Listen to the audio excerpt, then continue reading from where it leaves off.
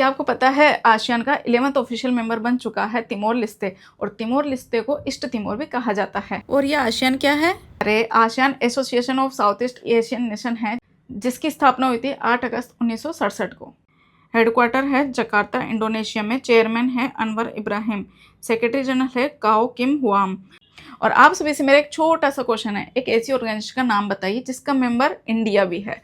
और ऐसी ही जरूरी जानकारी के लिए फॉलो कर लीजिए करंट अफेयर 0503 को। Thank you.